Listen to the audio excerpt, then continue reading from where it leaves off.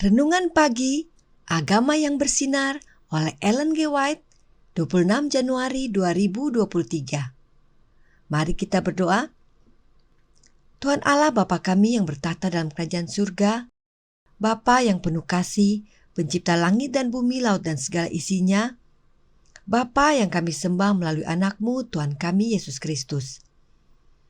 Kami bersyukur dan berterima kasih atas berkat dan perlindungan-Mu dan hari yang baru yang Engkau berikan bagi kami. Pagi ini kami akan belajar dari nasihat firman-Mu. Kebutuhan kami yang terbesar adalah kehadiran Roh-Mu yang Engkau curahkan kepada kami melalui anak-Mu, Roh Kristus, agar dapat menuntun kami ke dalam seluruh kebenaran. Terima kasih Engkau sudah mendengar dan menjawab doa kami. Ampuni kami dari salah dan dosa kami. Dalam nama Yesus, kami sudah berdoa dan mengucap syukur kepadamu. Amin.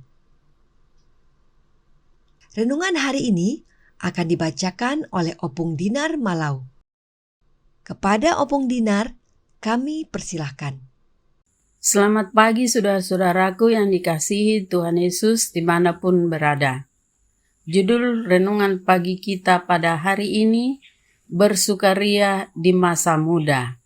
Ayatnya terdapat Pengkhotbah 11 ayat 9. Bersukarialah hai pemuda dalam kemudaanmu, biarlah hatimu bersuka pada masa mudamu, dan turutilah keinginan hatimu dan pandangan matamu. Tetapi ketahuilah bahwa karena segala hal ini, Allah akan membawa engkau ke pengadilan. Demikian kata orang bijak, ingatlah akan penciptamu pada masa mudamu. Janganlah sejenak pun menganggap bahwa agama membuat Anda sedih dan murung dan akan menghambat jalan untuk keberhasilan. Agama Kristus tidak menghapus atau melemahkan setiap kebahagiaan sejati. Tidak pula dirancang untuk melemahkan minat Anda dalam kehidupan atau membuat Anda merasa bodoh terhadap tuntutan-tuntutan teman-teman dan masyarakat. Agama Kristus tidak membungkus hidup dengan pakaian kabung, tidak pula dinyatakan dengan keluh kesah dan tangisan. Sekali-kali tidak. Mereka yang menempatkan Allah yang pertama dan terakhir serta terbaik dalam segala hal adalah orang yang paling bahagia di dunia. Senyuman dan sukacita tidak lepas dari wajah mereka. Agama tidak membuat penganutnya kasar dan biadab, tidak rapi dan tidak santun. Sebaliknya, itu akan mengangkat dan memuliakan dia, memperbarui seleranya, menguduskan pertimbangannya, dan melayakkan persekutuan dengan malaikat surgawi dan masuk ke rumah yang disediakan Yesus. Amanat kepada orang muda halaman 43. Allah ingin agar semua anak-anaknya berbahagia, penuh damai sejahtera, dan menurut. Yesus berkata, damai sejahtera ku tinggalkan bagimu. Damai sejahteraku ku berikan kepadamu. Dan apa yang kuberikan tidak seperti yang diberikan oleh dunia kepadamu. Jangan lagi gelisah dan gentar hatimu. Yohanes 14 ayat 27. Semuanya itu kukatakan kepadamu, supaya sukacitaku ada di dalam kamu, dan sukacitamu menjadi penuh. Yohanes 15 ayat 11. Langkah kepada Kristus halaman 214. Demikianlah bacaan renungan pagi kita hari ini. Tuhan Yesus memberkati. Terima kasih atas penata layanan Opung Dinar. Tuhan Yesus memberkati. Selamat pagi saudaraku dalam Tuhan. Renungan hari ini beberapa kali menyampaikan tentang agama Kristus. Tentang hal ini Roh Nubuat berkata, agama Kristus berarti lebih daripada pengampunan dosa. Itu berarti menyingkirkan dosa-dosa kita dan mengisi kekosongan itu dengan rahmat Roh Kudus.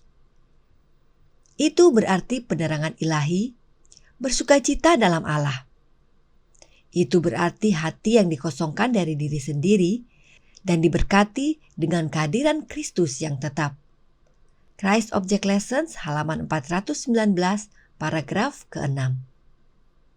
Inilah agama Kristus, suatu agama yang tidak ada tentang diri kita, tetapi tentang Yesus. Dan karenanya kita bersukacita dalam Allah. Apakah ada agama diri sendiri? Oh, ada. Agama yang dibangun atas diri itu tidak ada gunanya, karena Allah tidak berkompromi dengan kecintaan diri. Untuk memiliki agama yang murni, kita harus membuka hati untuk menerima tamu surgawi. Selama pintu masuknya ditutup, kita tidak dapat memiliki kedamaian abadi. Tidak ada sinar matahari yang dapat memenuhi ruang-ruang jiwa. Tidak ada cahaya yang dapat menembus kabut dan awan.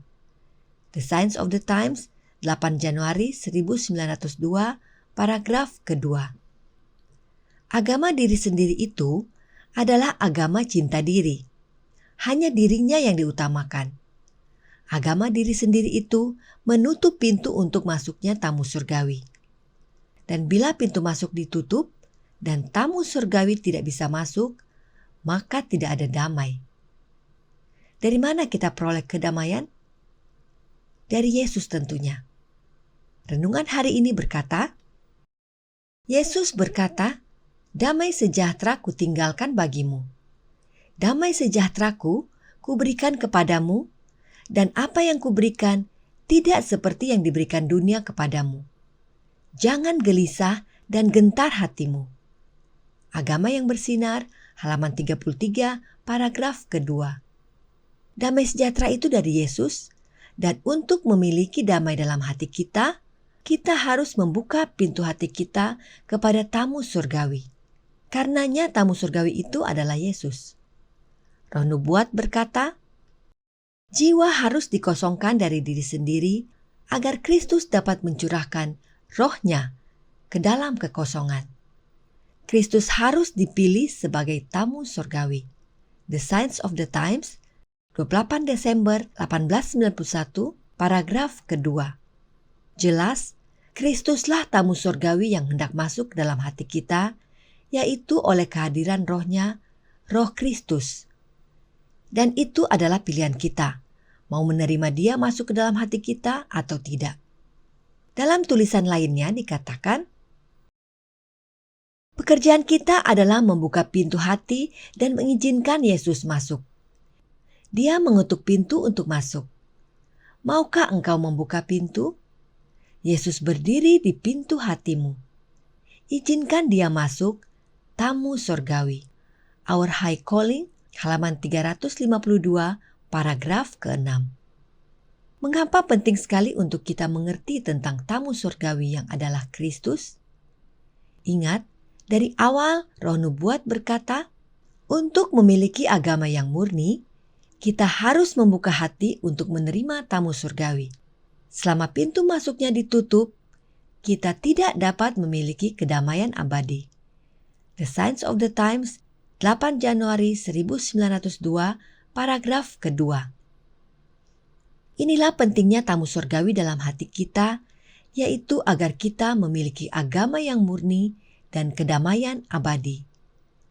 Apakah agama yang murni sama dengan agama Kristus? Sudah pasti, sebab baik agama yang murni dan agama Kristus, keduanya punya satu syarat yang sama, yaitu kehadiran Kristus dalam hati kita sebagai tamu surgawi. Dan dengan memiliki tamu surgawi dalam hati kita, maka kehidupan kita bukanlah murung, mengeluh, dan lemah, tetapi merasakan kebahagiaan sejati, penuh senyuman dan sukacita.